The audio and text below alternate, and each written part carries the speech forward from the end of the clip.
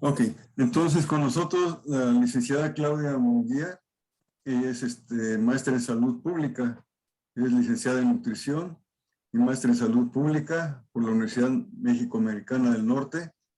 Ella tiene una amplia experiencia en nutrición en diferentes maquiladoras aquí, en diferentes programas a nivel local y a nivel con Texas.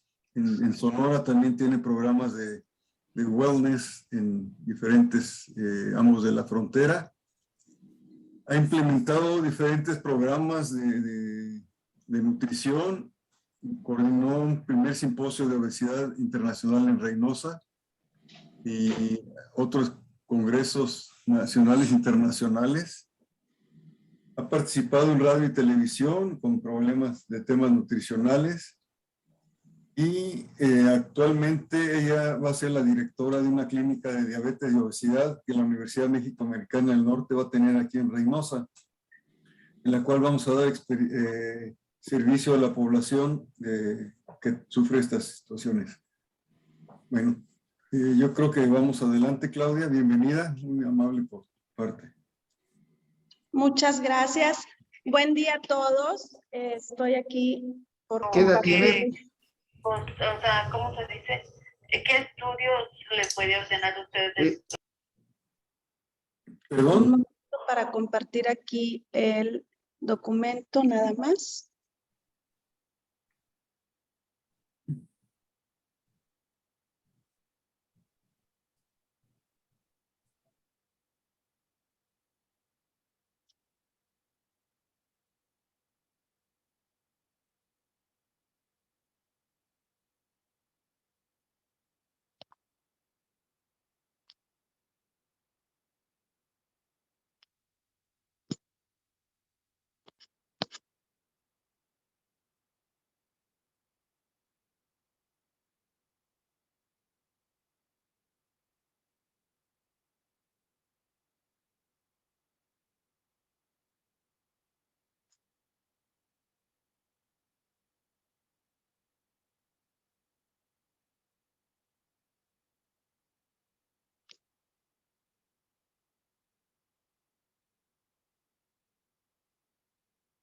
Vamos a dar inicio. Mucho gusto, muchas gracias, doctor Carlos Ramírez, por la invitación a este segundo simposio de epidemiología en enfermedades virales y emergentes, ¿verdad?, de alto impacto como el COVID-19, y gracias a todos los aquí presentes. Bueno, yo les voy a hablar acerca de la nutrición y el sistema inmunológico ante las infecciones de COVID-19. Y primero que nada, quiero iniciar con la siguiente diapositiva, donde aquí vemos que la obesidad juega un factor de riesgo para morbilidad y mortalidad prematura y consecuencias de la obesidad para la salud, como la calidad de vida y las personas que padecen, son múltiples. La obesidad se considera un factor de riesgo para más de 20 condiciones crónicas, como son la diabetes, hipertensión, dislipidemia, enfermedades cardiovasculares, ictus, apnea del sueño y más de 10 tipos de cáncer. Entonces, aquí tenemos una situación que la obesidad también nos va a afectar nuestro sistema inmunológico y el grado de inflamación. Y tenemos aquí en México, de acuerdo al Observatorio Mundial de Obesidad, que en México 8 de 10 adultos están en riesgo de sobrepeso y obesidad y 7 de 11 niños van a tener este riesgo. Entonces, estamos en una población que está enfrentando doble pandemia, lo que es obesidad y lo que es COVID-19. Si nosotros vemos cómo funciona un adipocito, esta grasa que tenemos en exceso, grasa abdominal sobre todo, vemos que un adipocito, un tejido adiposo sano, como vemos en la primera representación, ¿verdad? Comparado cuando el tejido adiposo ya tiene una hiperplasia, ¿verdad? Hipertrófico, que hay una inflamación a nivel celular. como lo comentaban los panelistas anteriores, el grado de inflamación es un factor importante para desarrollar COVID-19. Entonces, aquí vemos que estas células de grasa dejan de funcionar. Realmente la grasa que nosotros tenemos en el organismo tiene una función de producir también ciertas hormonas, de almacenar grasa, pero si nosotros tenemos un exceso de grasa corporal, ahora sí que llega al límite la capacidad de absorber de mantener la grasa, y hay más inflamación a nivel celular y empieza la producción de todas las citocinas proinflamatorias que nos van a afectar nuestro organismo, y esto también nos va a desarrollar un problema de resistencia a la insulina, ¿no? Que esto es lo que nos puede generar la presencia de enfermedades crónico-degenerativas. Entonces, si nosotros queremos reducir el grado de inflamación a nivel celular, tenemos que voltear a ver el tejido adiposo, tenemos que medir nuestro tejido adiposo y ver el concepto de una buena alimentación, de una buena nutrición, no tanto por lo estético, sino por nuestra salud. Empezar a mejorar nuestros hábitos para mejorar nuestra salud, para evitar llegar a tener grado de inflamación crónico y desarrollar muchísimas otras enfermedades. Esto es por parte del tejido adiposo. Y también tenemos, por ejemplo, lo que es la replicación viral, que son otros de los factores que pueden contribuir, ¿verdad? Es la replicación viral en las células del epitelio pulmonar expuestas a altas concentraciones de azúcar. Y aquí quiero hacer una pausa para compartirles un poco. Durante la pandemia yo estuve dentro del ISSSTE trabajando, llevando la comida a todos los pacientes con COVID. Y algo que pasaba que me llamaba mucho la atención después de yo ver este tipo de información,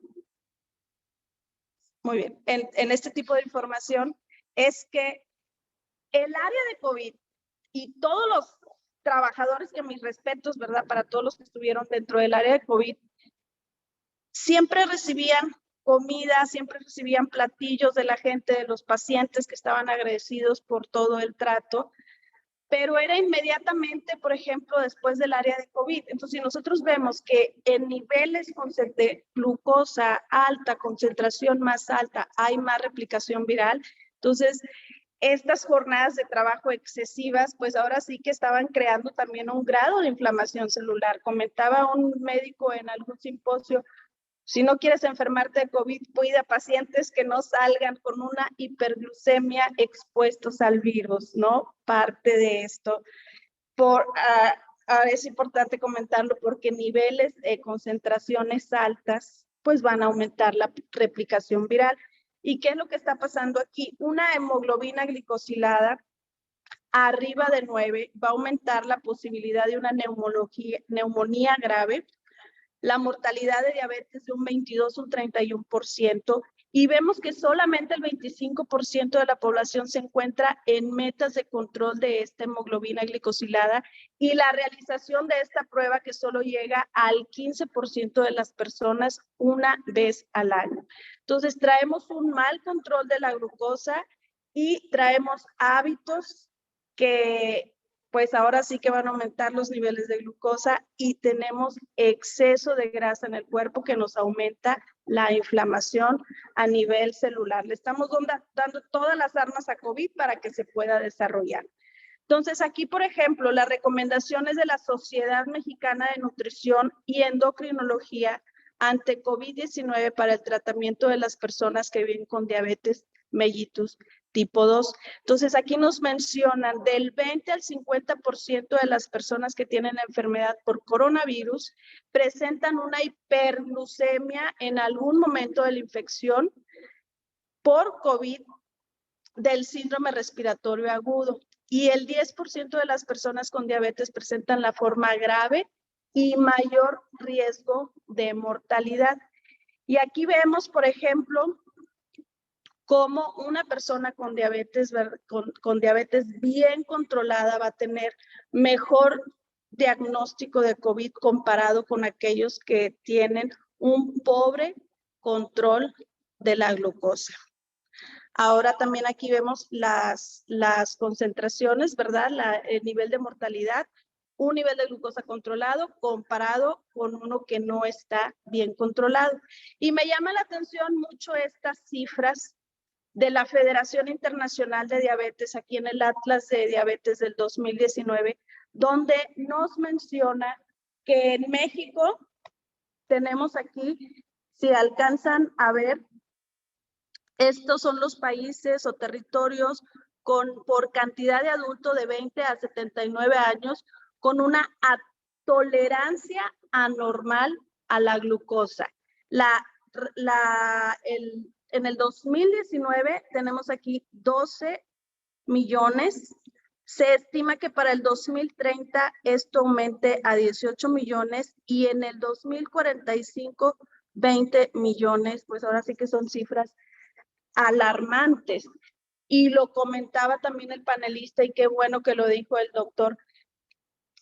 La mayor cantidad de pacientes que desarrollan problemas crónicos de COVID tienen una diabetes no diagnosticada. Aquí vemos las cifras también de esta fuente. Ahora sí que la diabetes no diagnosticada en México, 4.9 millones.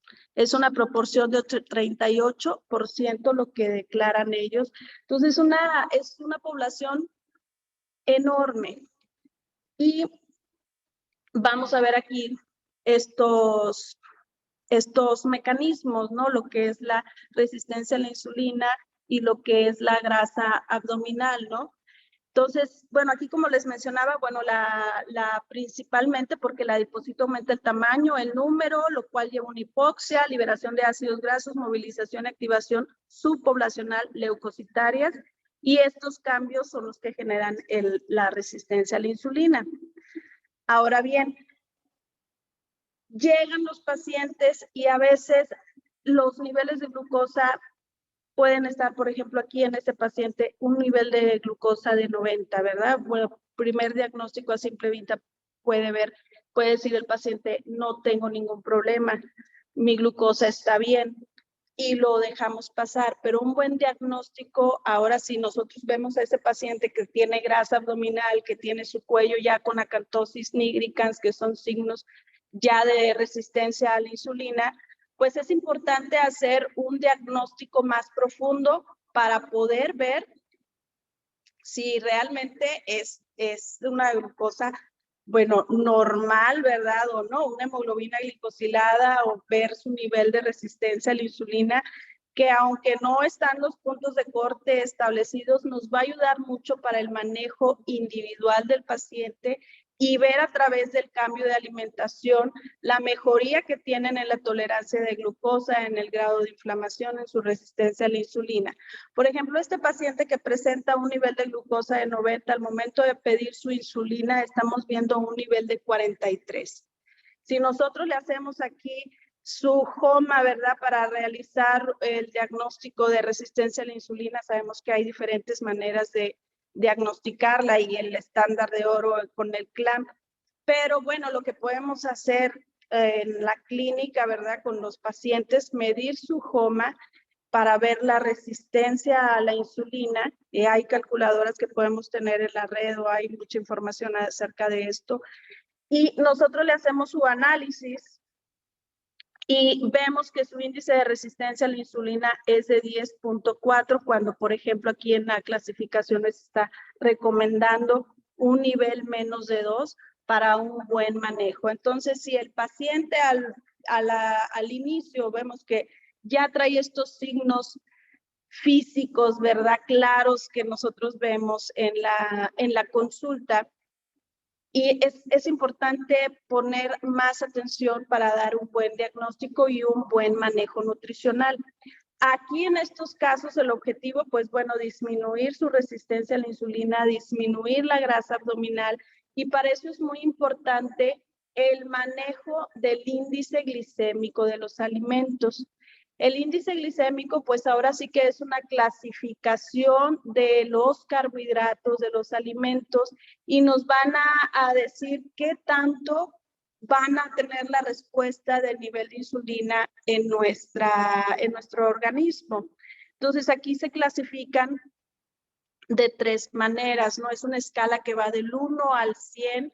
Los que están en menos de 60, pudiéramos decir, son bajo, mediano índice glicémico. Los que están arriba de 60, alto índice glicémico. Ahorita a lo mejor a muchos se les hace esto algo nuevo, a lo mejor algunos ya están más involucrados en el tema del índice glicémico, pero ya podemos observar si nosotros vamos a los supermercados que a veces nos indican galletas de bajo índice glicémico.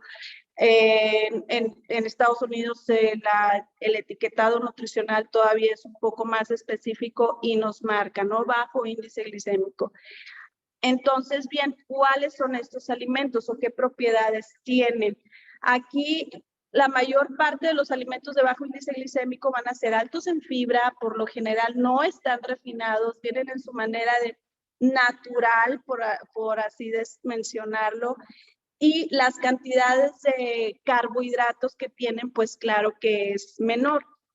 Entonces, aquí, por ejemplo, si ven en la pantalla, entran algunos jugos que ahorita más adelante van a poder hacer su comparación. Por ejemplo, jugo verde que está a base de vegetales, bajo índice glicémico, de apio, de zanahoria, frutas. Y aquí es bien importante consumir las frutas con todo y cáscara para que ahí vaya la fibra, porque la fibra es lo que va a ralentizar los niveles de glucosa, que no se eleve tan drásticamente el nivel de glucosa en el paciente, y entonces de esta manera la respuesta de insulina va a ser menor. Si nosotros le quitamos la fibra a la manzana, le quitamos la fibra a la pera, pues no vamos a tener el mismo efecto. Otro de lo que nos puede modificar el índice glicémico, que vamos a ver más adelante, aparte de la fibra, del contenido de fibra de los alimentos, es la cantidad de grasa y cómo estamos combinando nosotros con los otros nutrientes. Entonces, bueno, estos son los que son bajo índice glicémico. Tenemos los de moderado índice glicémico, y aquí puede surgir a veces mucha controversia, porque vemos un pan integral y pensamos que por ser pan integral ya podemos incluir la cantidad que nosotros deseemos.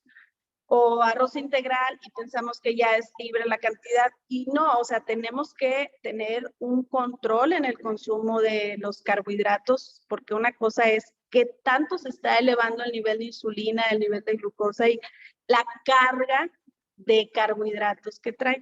Ahorita estamos viendo la respuesta de nuestro cuerpo, qué tanto nos va a aumentar el nivel de insulina en nuestro organismo. Si nosotros ponemos los de moderado índice glicémico, como aquí podemos ver, leguminosas, frijoles, lentejas, garbanzos, cereal, que realmente sea integral, galletas que sean integrales, e incluso estas frutas, ¿verdad? Hay que tener cuidado, ¿verdad? Porque algunos pacientes pueden reaccionar un poco diferente, pero estas se consideran de moderado índice glicémico, y los de alto índice glicémico, que son los que van a ocasionar más respuesta inflamatoria, son los que están por lo general refinados, no viene nada de fibra, son casi siempre procesados. Y vemos muchos nutrientes muchos alimentos que no dejan de ser nutritivos, pero si nosotros lo que queremos es disminuir la inflamación del paciente y mejorar las concentraciones de glucosa, es mejor evitarlos. Por ejemplo, jugos concentrados, aunque sean de frutas, vienen con alto índice glicémico. Pastas, pan blanco, arroz, papa, camote, plátano, que no deja de ser fruta, pero nos va a tener una respuesta inflamatoria diferente. Avena, aquí ahora sí que, ¿cómo consumimos la avena hoy en día? Por lo general está precocida, por lo general la endulzan con muchísimo más azúcar y aparte la acompañan con pan. Entonces, realmente avena también viene siendo un alimento de alto índice glicémico, no deja de ser nutritiva, en algunos pacientes puede ayudar en algunos casos, no estoy satanizando ningún alimento, pero es importante que conozcan esta clasificación. Ahora bien, esto es cómo se va a comportar nuestro nivel de glucosa de acuerdo al tipo de alimentos que nosotros consumimos. Si nosotros ponemos carbohidratos, alimentos con alto índice glicémico, pues nuestros niveles de glucosa van a estar altos y por lo general viene una hipoglucemia reactiva por esta cantidad de carbohidratos que estamos consumiendo y el paciente nunca va a tener estable su nivel de glucosa, ¿no? Lo ideal es que se mantenga en una zona óptima, que eso nos lo va a proporcionar los alimentos de bajo y moderado índice glicémico, donde en esa zona el paciente no va a tener hambre, va a tener los niveles de glucosa, de insulina controlados y puede haber también más movilización de grasa, porque estamos de acuerdo que si nuestros niveles de insulina, como la insulina es una hormona anabólica, pues no nos va a ayudar al catabolismo de los ácidos grasos de la misma manera. Entonces, es muy importante manejar el índice glicémico de los alimentos en los pacientes para poder controlar la inflamación celular. Ahora bien, este es el efecto de algunas comidas, por ejemplo, manejando los niveles de glucosa. Si nosotros comparamos el desayuno, incluso aunque sean las mismas calorías, esto es un concepto importante, pero si nosotros ponemos proteínas y grasas, el nivel de glucosa va a permanecer un poquito más estable comparando con aquellos que no van a tener proteínas y grasas. Por ejemplo, aquí en la primer gráfica, y en la segunda podemos comparar el efecto si desayunamos un omelette, si desayunamos un cereal, incluso si es integral o si es refinado, cómo va a cambiar los niveles de glucosa en la sangre. Ahora también tenemos lo que son las vitaminas y los minerales, que ahorita en la pandemia vimos cómo se aumentó el consumo de estos suplementos, ¿no? Entonces, bueno, aquí, por ejemplo, en algunos casos traen más soporte científico, en otros puede generar todavía un poco de controversia, pero lo que es la vitamina A nos va a ayudar como un antiviral natural. Y es importante ver que el paciente con COVID a veces no puede digerir bien los alimentos. Entonces, por ejemplo, algo que le puede beneficiar mucho, jugo de zanahoria es rico en vitamina A y lo toleran, lo aceptan muy bien. Lo que es la vitamina D, aquí, por ejemplo, hay más evidencia científica que nos puede ayudar mucho a mantener un sistema inmunológico alto. Casualmente, bueno, no casualmente, es importante resaltar que pacientes que tienen obesidad, por lo general su vitamina D está disminuida, aunque estén consumiendo suplemento, pero es importante mencionar que tiene mucho que ver la función hepática, que esté en buen funcionamiento hepático para que su nivel de vitamina D salga concentrado alto. Ahora, esto era muy prometedor todavía el año pasado, lo del consumo de la vitamina D, de consumo de vitamina D en buenas cantidades para mejorar nuestro sistema inmunológico. La vitamina D, aquí también, bueno, es lo que les mencionaba, que era otro rasgo en personas que tienen problemas de sobrepeso, que tenían menos cantidades. Y tiene mucho que ver también que el paciente pueda absorber todos estos micronutrientes, entonces es importante asegurar que haya una buena absorción intestinal, que la microbioma intestinal esté adecuada, porque no se trata nada más de poner suplementos, sino nos aseguramos de que los esté absorbiendo bien. Voy a ver un poquito más rápido porque estamos ahí con el tiempo apretado. El consumo del omega 3. El omega 3 nos va a ayudar mucho a disminuir la inflamación a nivel celular y bueno, aquí terapias que han sido de preferencia, más que nada intravenosas para los pacientes, ¿verdad? Se manejan desde 3.5 hasta 9 gramos por día, lo que recomiendan, y es importante resaltar que si nosotros queremos un buen omega 3, tenemos que asegurarnos de que sea buena calidad, porque hay mucho omega 3 de linaza o que viene nada más relleno de pura glicerina y no llegamos a las dosis terapéuticas. Mínimo debería de ser 1 gramo de omega 3, pero que sea de estos componentes de EPA y de DHA y de origen de pescado, de preferencia pescado de aguas frías, para que puedan tener buenas concentraciones. Aquí en el norte no consumimos suficiente pescado y para llegar a las dosis terapéuticas, pues vemos aquí en esta gráfica las cantidades de estos alimentos que deberíamos de consumir. Realmente es casi imposible tener una dosis terapéutica con solamente los alimentos, entonces sí es importante suplementar con omega 3, pero en buenas cantidades, y si nosotros queremos evitar problemas de inmunológicos y tener menos inflamación a nivel celular, podemos incluir buen omega 3, buen consumo de grasas. Aquí yo les digo, hay grasas buenas que nos disminuyen la inflamación celular, por ejemplo, salmón, nueces, almendras, aguacate, cacahuates, grasas buenas y no cocinarlas al punto de que esté humeando, porque entonces ya las estamos volviendo saturadas, ¿verdad? Grasas buenas nos van a disminuir la inflamación celular, las grasas malas, las grasas trans, grasas saturadas, manteca, mantequilla, el aceite de coco, cuidado porque también nos puede generar más inflamación a nivel celular. Y las peores que yo les digo, todas las grasas trans, que son las que aumentan mucho problemas de colesterol, de hiperlipidemias también y que van a afectar. Este es otro punto importante, lo que es la vitamina C. Bueno, el ácido ascórbico nos va a ayudar mucho para el funcionamiento del sistema inmunológico y junto con la quercetina pues se potencia más el efecto, ¿verdad? Quercetina que conseguimos en té verde y tenía esperanzas de que fuera prometedor como los agentes farmacológicos Remdesivir o Plasma, pero bueno, que ahorita ya no se están utilizando tanto. El paciente con COVID por lo general maneja niveles altos de coagulación, entonces es importante cuidar sus plaquetas y no incluir tanta vitamina K porque esto nos va a afectar el efecto de los anticoagulantes. Sabemos que la vitamina K nos va a ayudar a la coagulación. Los lácteos también es importante mencionar que pueden aumentar la mucosidad y van a inhibir el efecto de los antibióticos hasta un 50%.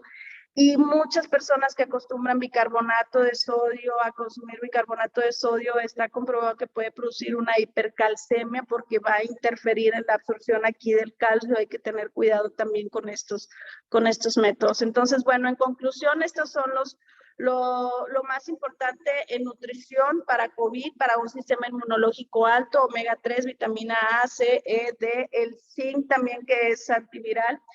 Y bueno, una buena alimentación de bajo índice glicémico. En aquellos pacientes que hay desnutrición, sí se recomienda suplementos de proteínas de hasta 1.5 gramos por proteína por kilogramo por día, siempre y cuando el paciente esté teniendo, claro, que esté en desnutrición, ¿verdad? Y siempre controlar los niveles de glucosa de 100 a 140 miligramos para evitar la aplicación viral. Gracias. Muchísimas gracias, Claudia. Fuiste muy interesante tu plática y sobre todo enfocada al problema, ¿verdad? De cómo la reacción inflamatoria debido a diabetes y todo lo que se consume se puede controlar para un mejor bienestar y mejor control de las infecciones virales, en este caso del COVID-19. Te lo agradecemos mucho, muy amable, gracias. Gracias, saludos.